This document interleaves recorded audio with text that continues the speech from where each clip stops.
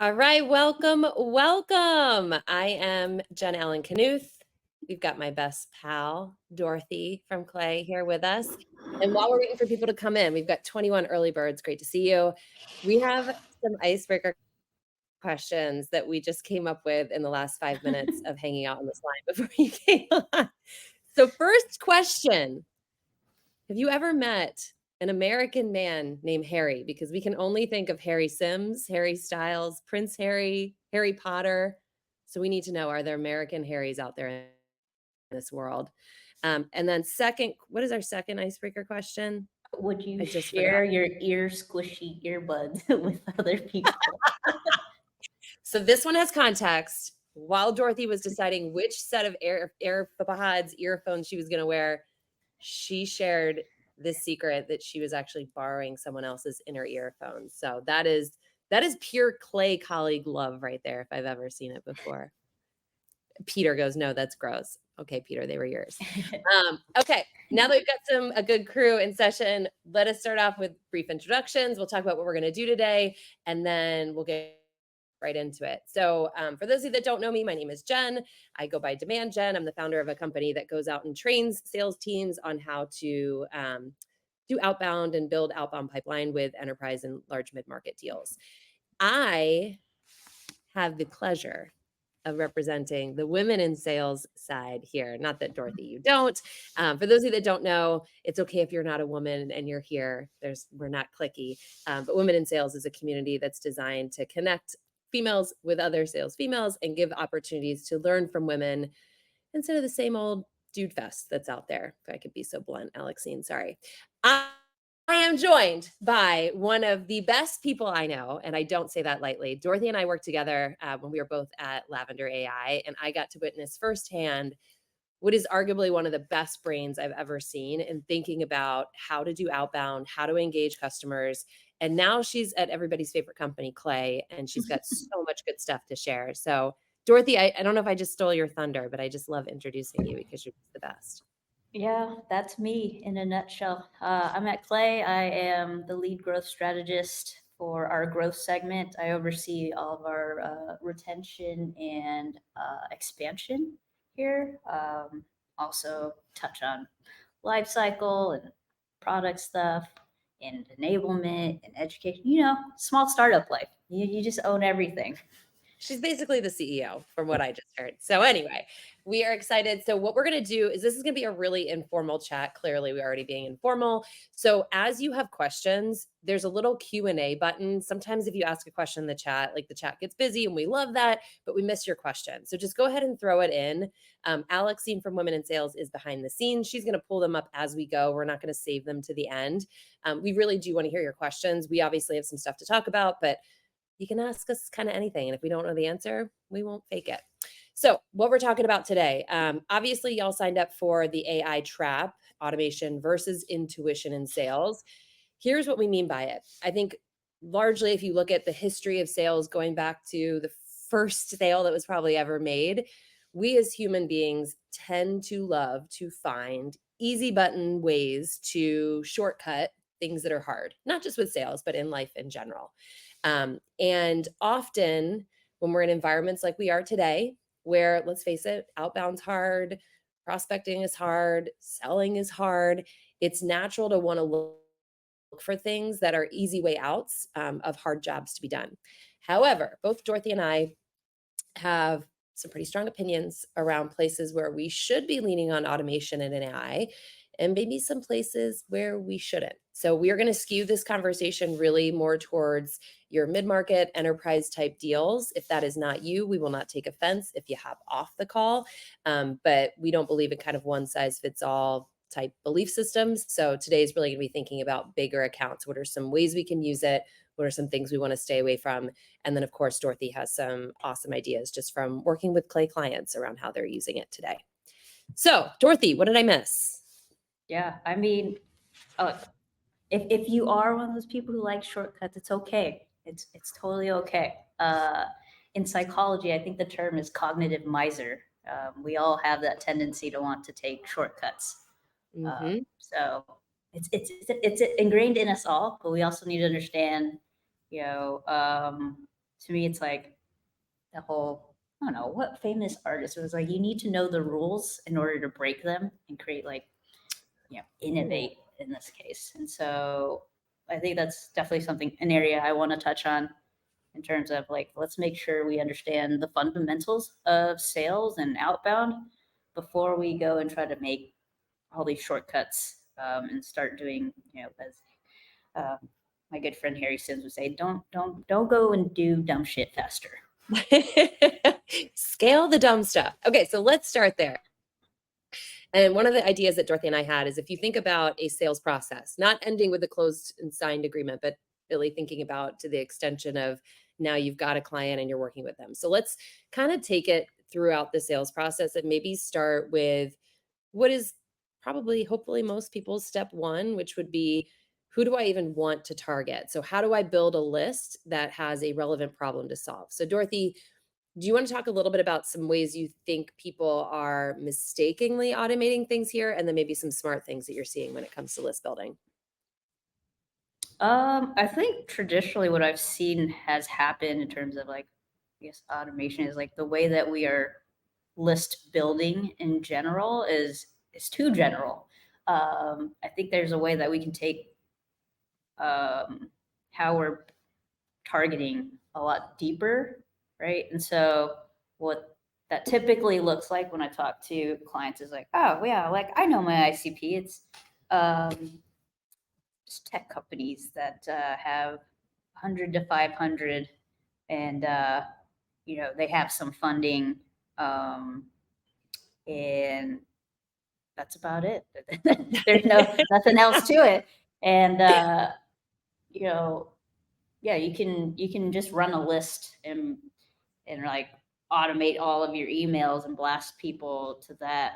But I'm a big believer in like the stream that leads to the ocean, in many ways in terms of like targeting and then also messaging, because like the list that you build is can also be the messaging that goes with it. The list is the message, vice and sometimes vice versa. Like you know what your messaging looks like, can you work backwards to the people who would align with that? Um, and so, yeah, I think that's a big common mistake.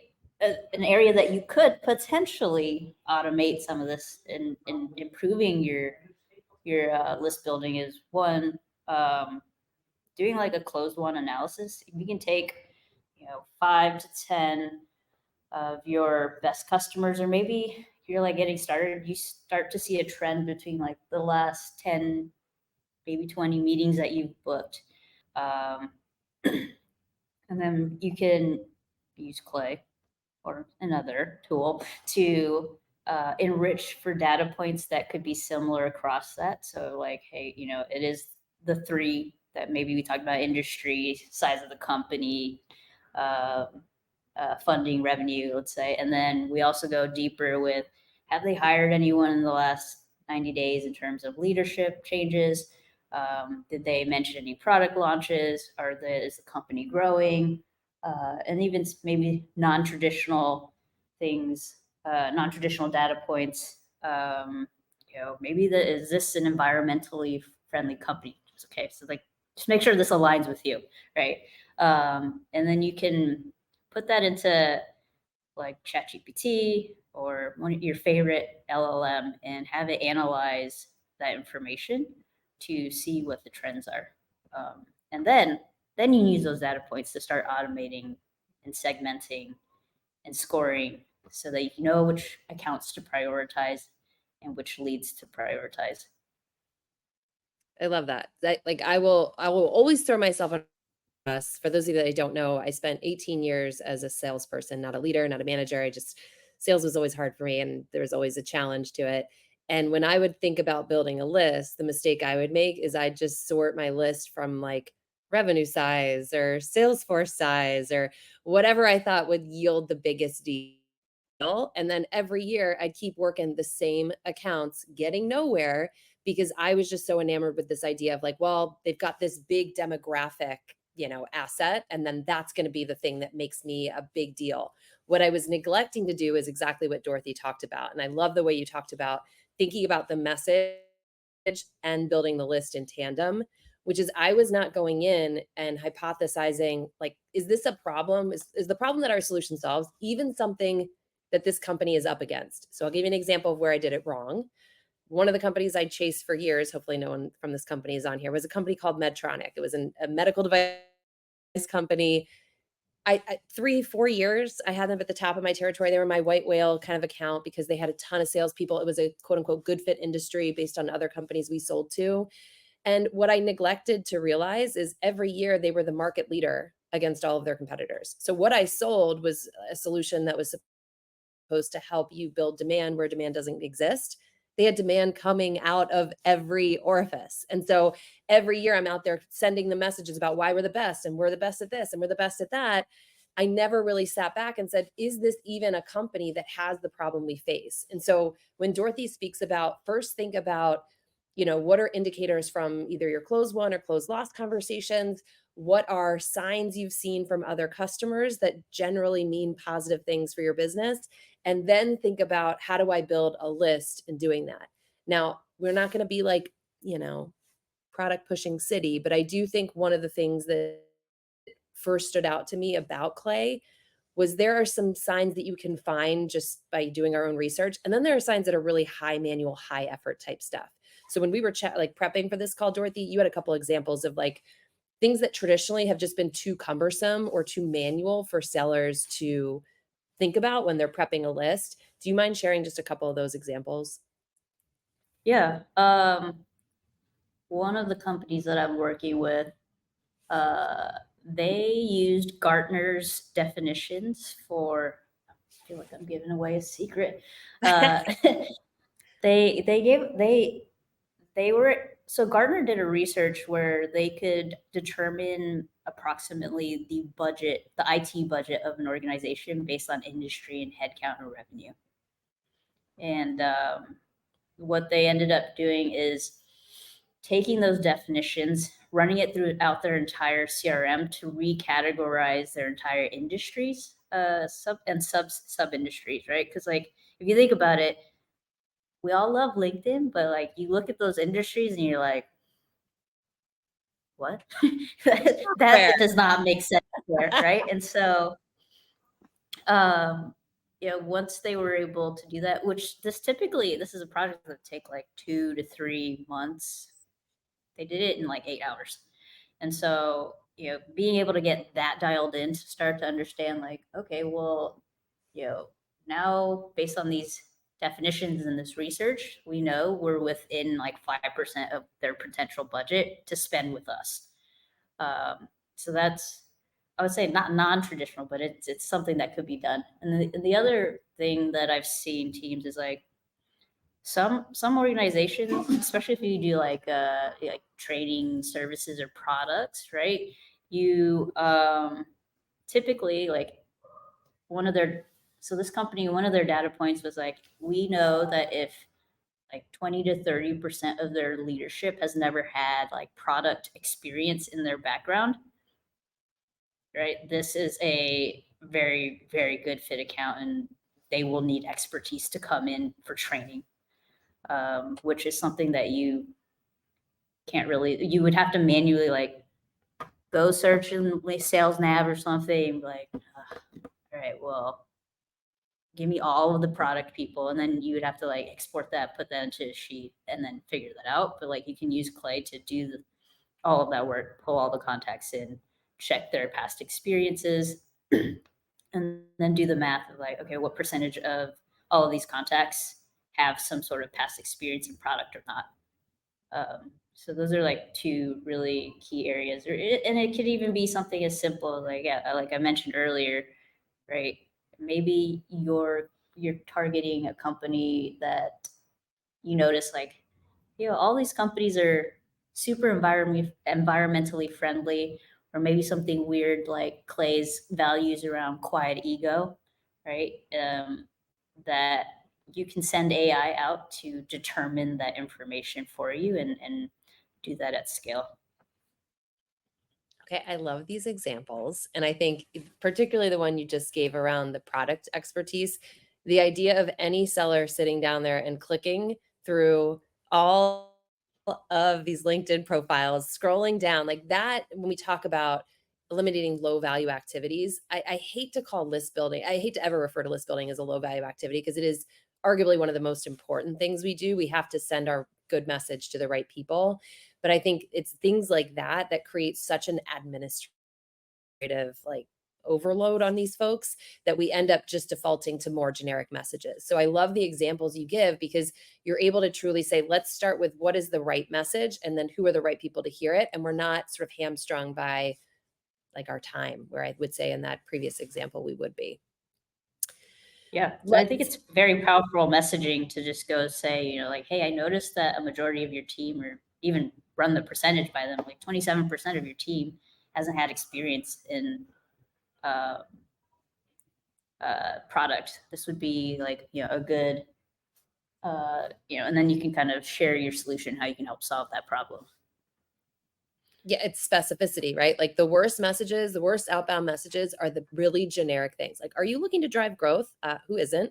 If you can come in with that level of specificity, what it makes the reader feel is you've actually spent time looking at our business before you showed up and talked about ours. So there was just a question, Dorothy. I have no idea what the answer to that is. Do you know? Did you catch it? Okay. Does Clay integrate with tools like 6sense to check on what they are searching as well? Yes and no. I would say my preference isn't, you can connect to other tools, right? Especially if they have an API, you can pretty much connect anything to Clay. But I always recommend like bringing that information into your CRM, because you need a single source of truth. And if this data lives everywhere else in the world, it's really hard to understand, because like, sure, you've got your 6sense. So it's like, people are searching. Maybe that's like your third party data, but you also want to be able to combine that with, first party data, things that are happening on your website, inside of your product, conversations that you're already having. And that will become a more powerful message than if we were just to rely on, that front half. Great answer. Okay, let's move to everybody's favorite topic, which is outbound prospecting. I think of all the use cases where people want AI to do the job for us, I would argue a lot of people probably think it's here. So, Dorothy, let's start with your take on this. So, let's say you are an enterprise sales rep and you're targeting, you know, big enterprise companies across different industries. Are you using AI to do that? And if so, how, when it comes to the message itself? Uh, Forgive me for being old school. I mean, I consider myself a middle-aged millennial, and maybe you're the elder millennial, but hey, um, I actually don't think you should automate your tier one target account list. You can, however, automate a lot of the research to help you create a very thoughtful point of view. Um, in the past, when I've done this with my accounts, from the list building to creating that point of view, like I've had a 60% close rate on those, just because I was spot on with that. And so, yeah, I think Callie had said, like, some of the best reps automate a lot of those manual tasks, specifically around research and call prep, uh, 10K analysis, things like that, that you can pull in. Yeah, I think one of the so in partnering with Clay, one of the cool Clay books that they have on their site, you can go and grab it for free, was this idea of like you can just type in the company name and then it will populate their 10K. It will talk to you about their risks, like their company risks. It will talk to you about big objectives, things like that. To me, that's the kind of stuff I think you do want to automate, because all that is removing a barrier to true relevance. So if I, as a salesperson, don't have to go around to 16 different pages to look for what is the CEO saying and what is their letter to shareholders and what are the investor, quarterly updates and things like that, if I can have that in one spot, it just allows me to be more efficient. I think largely when you look at these studies that say, I struggle to adopt technology, it's because we're jumping around from place to place. So I would say in this space, there's a few things, and Dorothy, I want your opinion here too, that I'm seeing a lot of in my cold email reviews that are clearly automated plays that I just never ever want to see us doing in enterprise. One of which is like the scrape a LinkedIn post that isn't yours. Use the subject line like saw you liked this. I got this one the other day. Saw you liked Will Aiken's LinkedIn post. And of course, Will Aiken is like a dear friend of ours. I was just giving a hard time in the comments. I was like, I'm glad to see you seeing the sunlight for the first time because usually he's in his basement.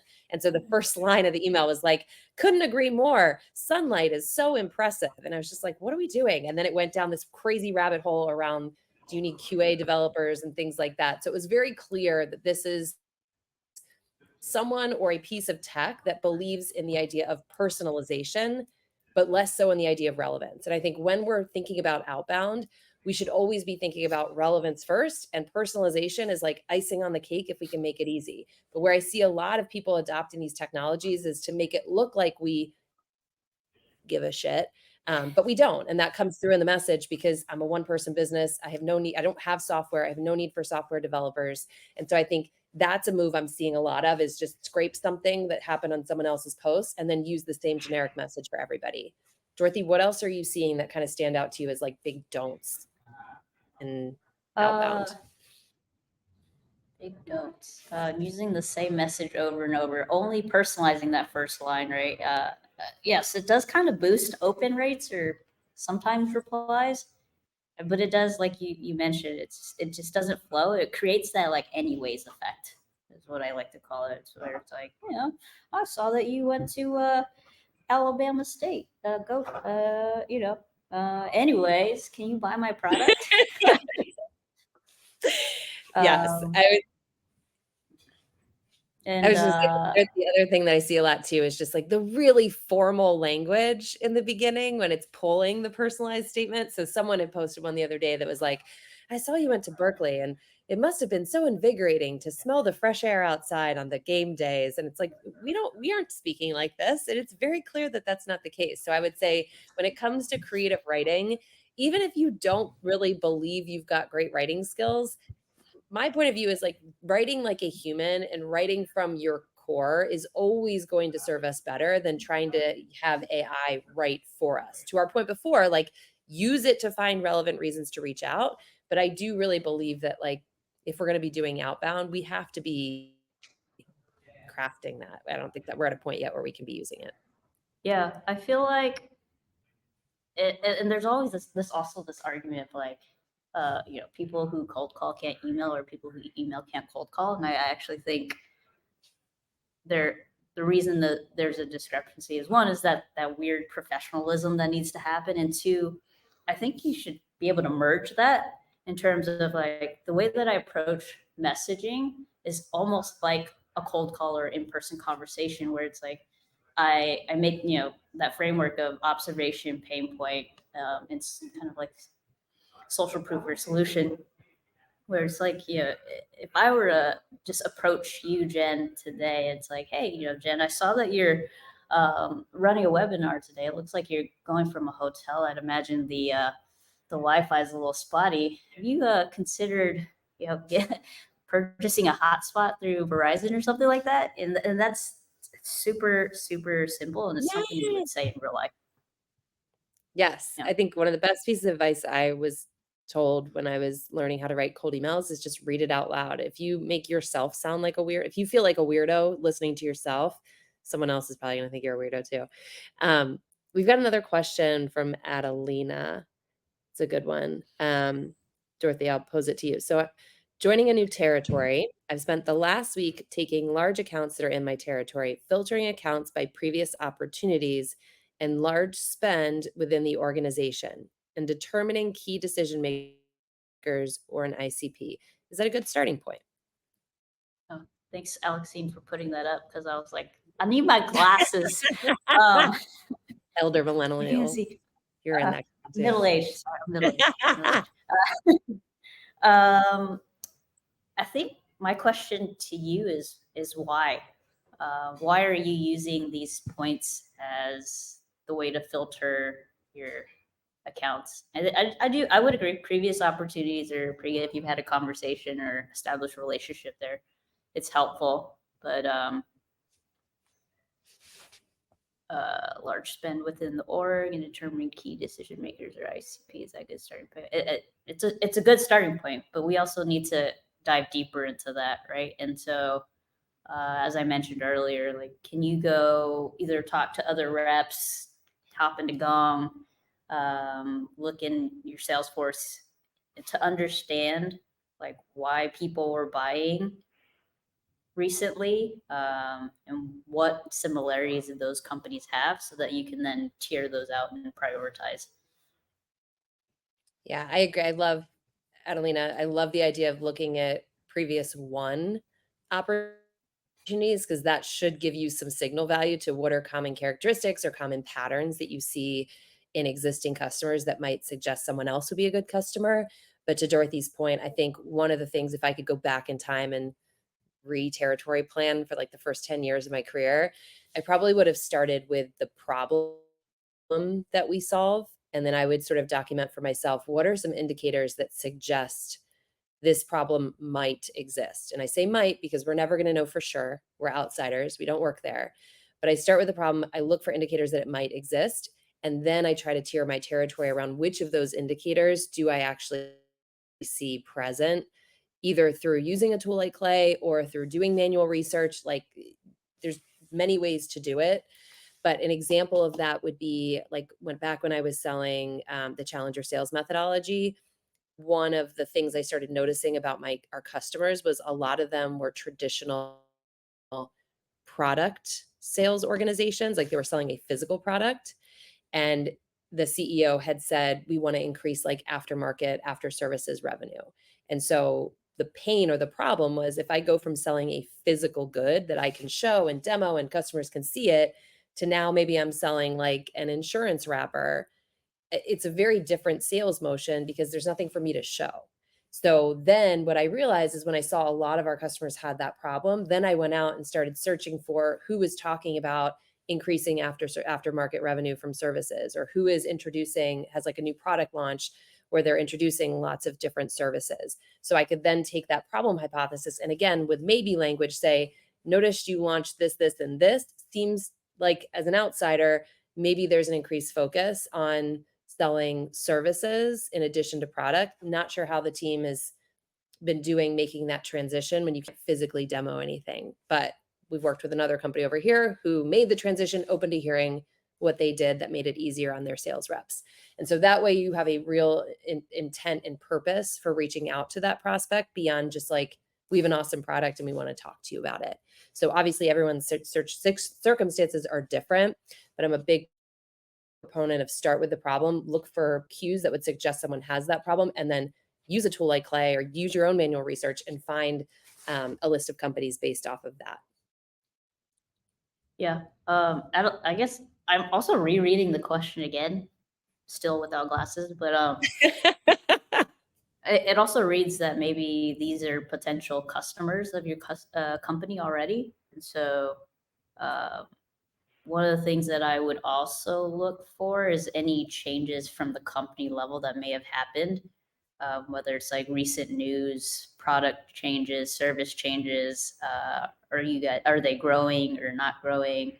Any change in leadership, because those are always going to be good signals in terms of like starting to reach out to other departments. That's a really, really good call out. And obviously, with you having the role that you do at Clay, this is something you run up against all the time. I think one of the things that I see very commonly when I'm working with account managers who have renewal or expansion opportunities is sometimes we're a bit over reliant on the relationship. So we think, well, they already signed with us once. I can send an email that's like, hey, just checking in as a reminder, I'm your account manager. Would love to share with you some different ways you can be using us. And I think from the readers end, that kind of feels like a lot of work, right? So I can probably push that down to someone more junior in my organization when in reality, most of the times we're trying to move up in our customer relationships. So, Dorothy, what are some smart ways that you see folks in like the post sale motion engaging customers, whether that's for expansion, upsell, moving up higher in the organization? Yeah. So this is, I think, an area that you can definitely automate is right. And also when I think about like relevance and personalization, I always look at the industry I look at the account, and then I look at the person level.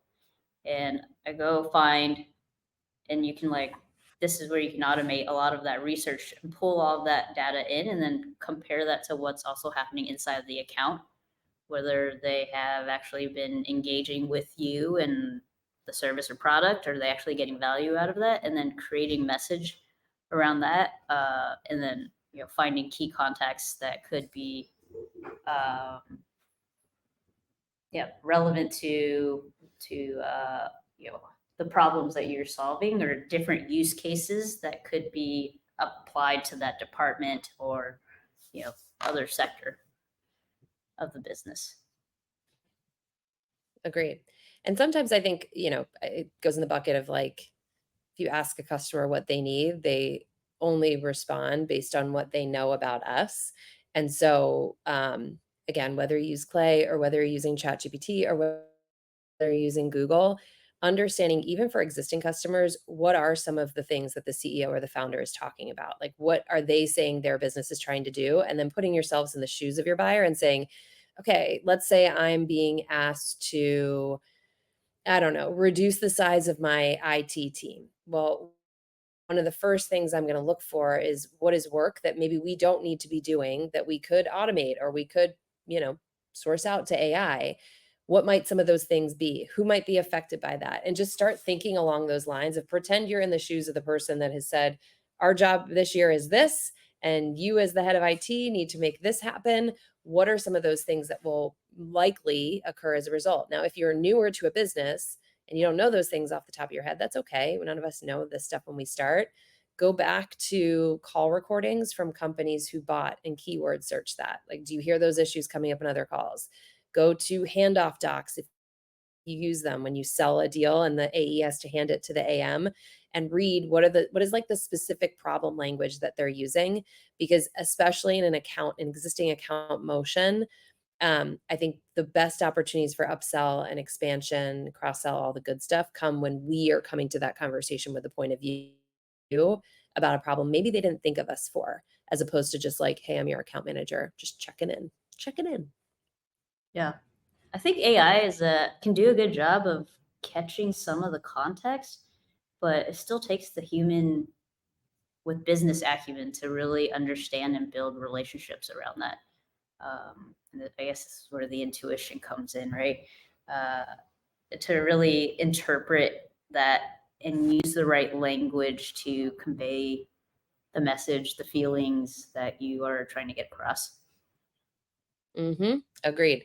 So let's talk about business acumen, because you and I are on the same damn page with this. And I think it is arguably one of the most important ingredients in sales. And it's something, if you are in an SDR role, you probably haven't gotten a lot of training on. So, Dorothy, think back to like when you were just this fresh faced, not that you're not still fresh faced, you're so fresh faced, wide eyed SDR, knowing what you know now and having the technology and the tools that you have now. What would be maybe some of the things you would do to build up business acumen if you were at a company that wasn't training you on Man, where did I get all this knowledge from? I feel like I got it from you, honestly. I learned a lot of it from you, and listening to your content and uh, understanding. Man, geez, I feel like I'm on the spot. Well, where did this knowledge come from? How to get to I think part of it's like a lot of it was like experimentation, because like I think I didn't get any training, or there was just so much on LinkedIn that I was like, okay, well, one of these gurus has to be right. And so I started I started to just test those things. I had to test so that it came from me, and I could take ownership of like my lessons and experiences and learning. Um, and then, it's like I think one of the things that people say a lot about me is that I'm very revenue minded. And so I started to connect the dots. Okay, I'm doing these experiments, I'm booking meetings. What's actually leading to closed won deals? That's what I cared about. And I just it became like second nature to me. It's like, okay, I actually have to understand people. I actually have to understand their role. What are they trying to solve? And also personally, what do they care about? Because like, I think your buyer actually has to kind of like you a little bit. Um, and then at a top level, it's like, I think a lot of organizations too, it's like they're so focused on creating meetings, but none of it actually converts. And you got to ask that question of like why. And I'm always asking that question why, to help me understand like, okay, yeah, like what part of this actually leads to revenue? Because like from like traditionally, I've just seen people pull so many lead lists. They blast out these messaging, but like even if you're like maybe you do target the right person, but if that if it's not at a company level initiative, like it, it's not going to move. Nobody's going to care about it. It's not going to get prioritized. And so like understanding that and like what gets you to those company initiatives and how you align with that and how you solve the problems that are around that, I think is, with experimentation or studying, is how you get to develop business acumen. I think one of the things that always stood out to me about you, Dorothy, and we get used to this love fest that we have. But one thing that stood out to me is two things actually. Is one, you had such a curious mind. Like you never just accepted a win or accepted a loss. Like you always really wanted to deeply dissect why did this happen and what were those if then moments that I could maybe think differently about. And I think collectively across my career, that has always been something to me that has stood out about great sellers is they never just take success or failure for granted. There's always something to be learned.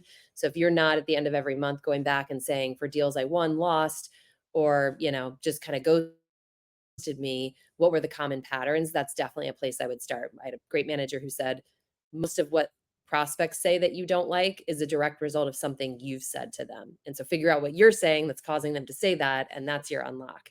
So that's number one. Number two is whenever you and I would kind of brainstorm on a deal together, before we ever talked about the deal, you would come to the table and be like, here's what they do. And now here's how they sell, and here's who they sell it to, and here's all these things. And whether or not you are selling to the sales or marketing center, this doesn't matter because most businesses exist to make money. So if you follow the money trail, you find the problems. And even if you're selling into IT, I have this conversation with my clients all the time. IT is largely driven by things that are preventing or blocking revenue for the business. And so, if we are going to find those things, we find big problematic pain points that other business partners also care about IT solving. So, it gets us out of the weeds of like, this is a nuisance problem down here that I, as the end user, feel, to this is a big problem that our business partners in the business feel. So, one of the things, if I was starting sales today, like, it's as simple as using a basic Chat GPT prompt. Everybody knows I'm not a prompt engineer and, like, I'm the last person you should talk to, but even today, if I'm working with a company, I don't really understand their website, and that's a lot of companies I work with, I'll go to ChatGPT and I'll say, "What does this company sell? Who do they sell it to? How do they sell it? How do they make money? Who do they compete with? What are the major changes that are impacting their industry that I should know about?" And then I have like, a starting point. Like, I think the idea is to get to something we can start with as efficiently as possible because none of us can afford to spend 5 hours researching one account. But I think that gives us at least a baseline. Now we can start to your point before, start imagining what does this problem feel like in this business and what are other kind of root causes that they might be considering. So if you are newer to sales, if you are, moving from SDR to AE and the business acumen expectations are a lot higher, this is where I absolutely think we can take advantage of AI to make that faster for us. But again, don't let it do everything for you. You still need to have a role in the sales process. Yeah. All right. Uh, What do you think about Varun's question, Miss Dorothy? where, if at all, are you seeing blowback from buyers/prospects on AI sales tools, and how does that affect the buyer's journey? I feel like many are dreading to open their inbox each day. Yeah, me too. Uh, I think that this goes back to the point of like, let's not do dumb shit faster. Um, it does affect the buyer's journey, and you have to take a step back and understand like what experience are you trying to give to your prospects and your buyers, and does your AI sales situation actually even align with that? And how you're like crafting the messaging and whatnot. And sometimes you might realize like, yo, this is not a good place for this. Um, I I feel like right now, I think one of the questions we had on our agenda was like, what are the trends that we're seeing? And you even talked about this a little bit earlier about like scraping LinkedIn posts, right? Like signals and triggers. Everybody and their mother seems to be hopping on this trend, and it's not are we using it wisely? Because now everybody's either scraping something or like now we're all talking about, oh my God, you just got funding, congrats. Or it becomes that LinkedIn post like, I saw that you like this. This totally means you're ready to buy, or something like that, right? Those uh that that's a mess. That's all it is. It's a mess. And that's you're especially if you feel the ick from it, and if you're just speeding through things, like that's the energy that you are giving off in your messaging and your experience with other people. And so I highly encourage people to just take a step back and slow down and treat people like people, not just another inbox or another sale. Amen. I would say like this idea that every buyer remembers every bad email they ever got or every bad cold call is just a joke. Like buyers get way too many emails to remember. But what I do see happening with automation is it's so much easier to send way more of them that now it is actually really easy to remember the standout ones. Like I'm not going to name and shame anyone, but there's like an AI SDR company that sends the craziest emails, like citing the temperature on the day in Chicago that it was sent, just to show me, like, look how specific I am, comparing me to a real housewife of Salt Lake City because my name is Jen and her name is Jen, only she went to prison and I didn't. So, like, when we talk about some of the risks, what I'm shocked by, or maybe it's happening and they're like, no, this is good, is if you are a leader on this conversation and you are evaluating any sort of like AI personalization at scale type technology, have them send the emails to you first before you just say like, "Oh, this will save us time," and make sure that you are not getting wild shit on the other end of it because like I'm not shaming the whole category of AI SDRs, but I am saying I think there's such a alluring temptation of how do we make this job easier? How do we stop paying so many SDRs? Well, there's a reason why we have them is because a lot of this is just not yet at the point where it's something we could be proud of. So while we're not going to remember every bad message we get, when you can send a lot of them frequently and they can be as bad as that, I do think now we put ourselves in a different situation where we do get bad or negative brand recall. Yeah, maybe the interpretation there was like Jen's got the dog in her, you know? I don't know what it was, Dorothy. It was like, you demand excellence out of your business. I'm like, I'm a one person business. I definitely don't demand excellence from myself. But thanks. So let's go back to triggers and intent signal because I do think this is definitely becoming one of those things everybody's talking about.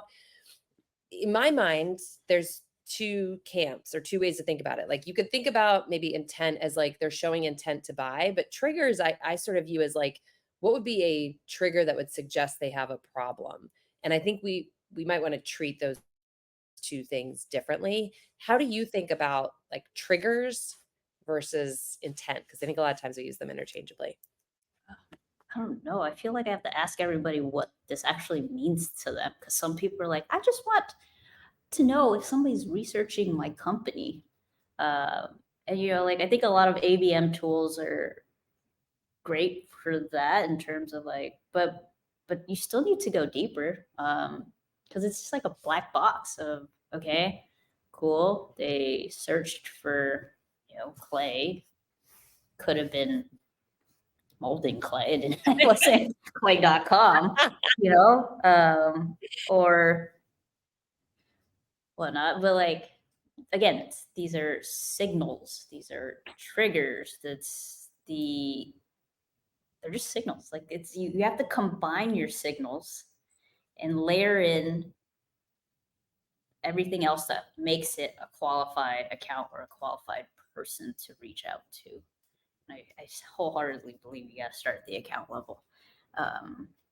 But yeah, a trigger could be anything. And I feel like what a lot of companies are looking for today is just like, how do I find net new accounts? Because I think that's the thing that when I really push them, like, what do you actually want out of this? Is they want to find net new accounts that they didn't realize were in market for their solution, because they are searching for something. And I think there's a lot of other ways that you can go about finding those accounts when it, like, especially like these larger, if you've been in business for a while and you're a larger organization, your TAM and everything that lives in your CRM, you've probably got like 100,000 plus accounts, a million accounts and contacts in there already. Well, why are you not working those people? What do you need? What do we need to do? Why do we have to go find like those 2 new accounts that may have researched you? When I bet you, if we really understood what in the accounts led to purchasing and we tiered those out, a lot of your tier 3, tier 2 accounts that you thought weren't relevant or were in like that consideration stage have probably moved into a tier 1 account, and you should go back and target those people. Like I feel like I'm just going to put Clay out of business, but like, you don't need to go find new accounts all the time. And build new lists. Like these people exist already. And so the more data you can get on those accounts and, and then reshuffle them, you should probably be doing this in an ideal world on a monthly, quarterly basis. Yeah, you'll see that people are moving. These accounts are moving. And you don't always need a whole ABM platform to tell you that. I really love the way you talk about this, and I don't know if it's like the glory of landing a new logo probably feels really good, but particularly when we're talking about enterprise accounts, like it is really, really difficult to go and win an enterprise account on a short cycle. And so often, like I remember when I had expansion opportunity, I would go back to my customers and I'd be like, all right, who else can I sell to? Instead of thinking about like who else has something in common with the business unit or the region that bought from us already, and how can I make those parallel ties? I it was a much lower effort bar than trying to go out and get someone off the street to be like, you know how you already have a way of solving this problem? Like, what if we just blew that up and I made you like go get a business case put together and all these people involved? Like, doesn't that sound good? Like, no, it doesn't sound good. So I like the way you think about these things are not just for net new logo as existing or expansion account managers. There's so many ways that we can be using technology so that we have a way to come to the table with something to talk about instead of holding our hands out. So I love, love, love that. Yeah, I think net new is still in the CRM too. It doesn't have to like a never existed before account. Some of it is just like you haven't touched that account in 6 months, or maybe you had burned through that account in like the last 30 days because you needed to send 17 emails out. Go back. There's changes there, and they could be very relevant. There's gold in them hills. How do we break Lauren wants to know, how do we break the cycle when our revenue generation relies on cold calls and emails to generic triggers like funding? Where do we find our high intent leads? Do you want to take this first? Or do you want me to? You should go first. I feel like I kind of answered this though. But Yeah. yeah. I think so for me, there's sort of 2 things that I'm looking for as a salesperson. Obviously, one is like if there's intent and people are searching for what we do, of course I want to jump on those. But that's going to be probably the very small majority or minority if we're in an enterprise or mid-market role. Like That was always my case, right? Like, it wasn't like there was tons of intent leads and tons of leads coming in. It's like you actually had to go and create demand, which I think is one of the things I'm really stuck on when it comes to fundamentals. There's so much technology now that allows us to go find the people that are searching, that it's almost like if I'm not a fisherman, clearly by this example, but like if I'm a fish, if I'm a fisherman and I hear that all these people are catching fish at the one shop, well, then I'm going to go there, but so are 1,000 other people. And then I'm just like fighting against all these other people to like catch a fish. Again, shit example, because I'm not a fisherman. What I want to be there, but more important to me is instead of just looking at high intent only, because in many cases, those are people who have already started researching. They've already started setting decision criteria. And if I don't have the best brand, best product, best price, like those are going to be just maybe hard to win. So I'm not saying don't spend time there. I'm just saying we need to balance it with using, like looking at, again, the problem we solve and looking for companies who are currently solving it differently and thinking long and hard around what is it that they might not be seeing that's causing them to believe that this is the right way to solve the problem, and investing time and messaging there. Like if I look at outbound, if we are just leading with product and this is what we do and here's why we do it better, we're only really going to be interesting the people who've already decided this is a problem, I have to solve it now, and I'm starting to look at products. And again, that is good. I'm not saying we shouldn't spend time there, but it's just not the majority of our territory. So we've got to really think about our messaging. I think a lot of the intent messaging can often come from the business. Like it's good enough. Where I think sellers have to start getting creative is how do I create awareness of a cost of inaction for a problem maybe they assume is not that big, so that I can start to shape their decision criteria instead of holding my hands out and working with what they give me. So in terms of doing that, it's going back to what we said before. Think about the problem first. Think about what are the signals that would suggest someone might have that problem. If it's hiring, if it's funding, if it's, expertise, to Dorothy's example, in a particular subject matter. And then this is where I think people get really creative with Clay, is it allows you then to go out and find those things that traditionally you would have had to sit there in front of a computer and search on your own. Yeah. Um, and also, there's nothing wrong with generic triggers. I still think you got to layer on, all right, what's happening in the industry, what's happening in that account, what's happening in the account level, what's happening for this role. Maybe they're new to their role, and you know, if you read the job description, it might tell you what the initiative or why that company hired that role to make what kind of changes, and then tie your product back to that.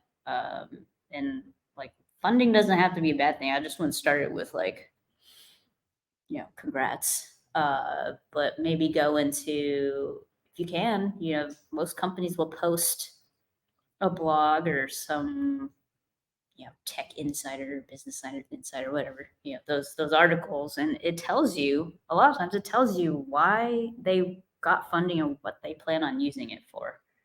And then you connect the dots.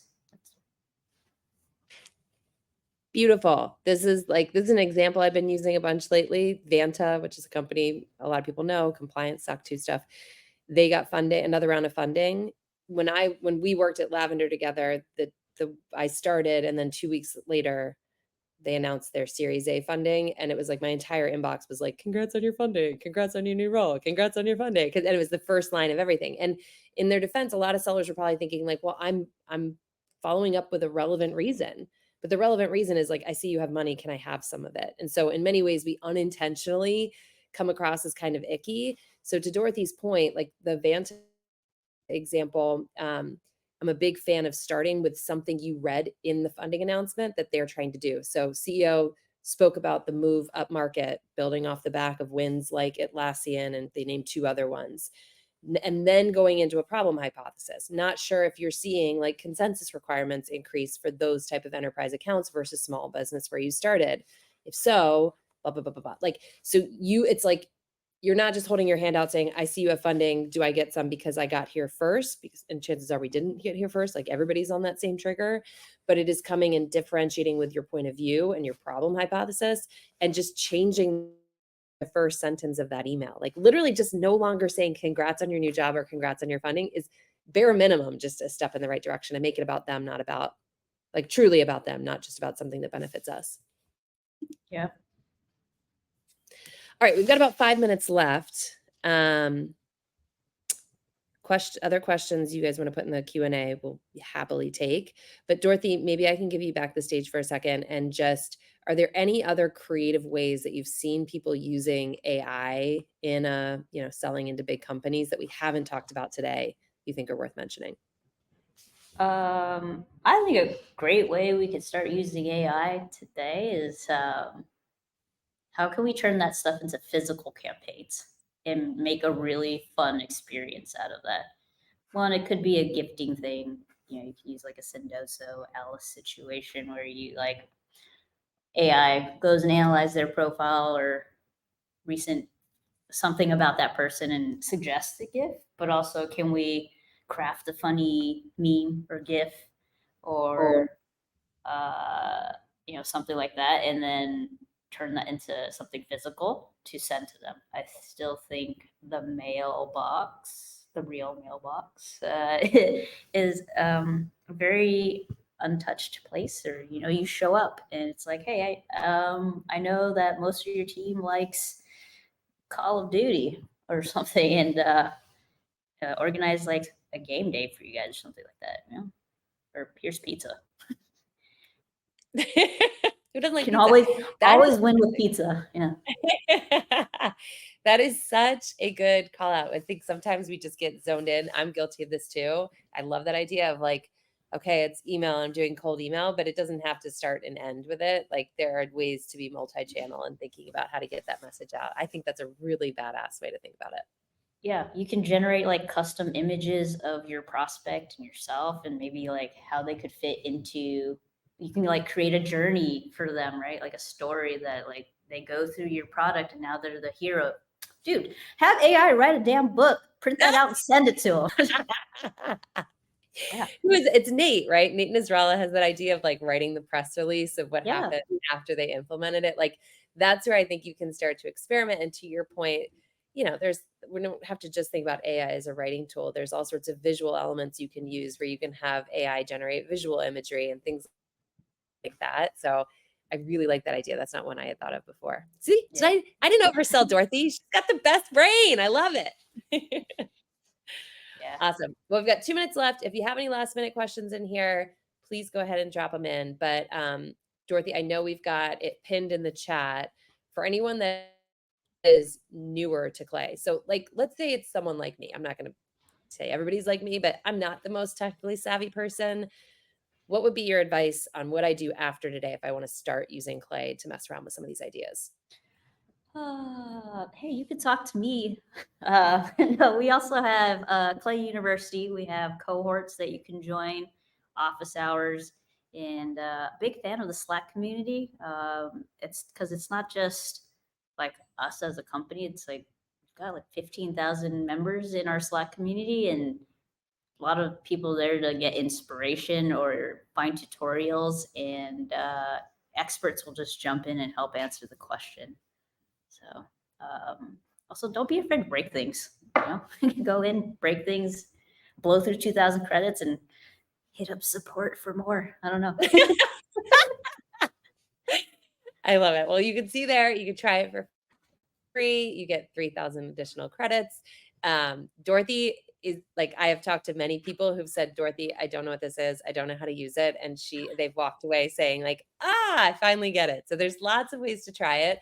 But I think our kind of call to action at the end of this is if you can stay away from just relying on purely demographic things that every other seller is using to prioritize their territory and stay away from relying completely on AI to do the hard work of writing and thinking for us, you're going to be in a much better position than the vast majority of sellers out there who are just looking for a shortcut.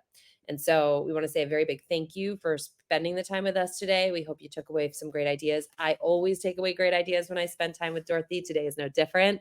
And if you are newer to Women in Sales, they put on events like this all the time, both in person and virtual. So there's a Slack link. We'll drop it in the chat. There's a ton of events coming up from them, and they're all free, and membership doesn't cost you anything. So we hope to see you in a future session.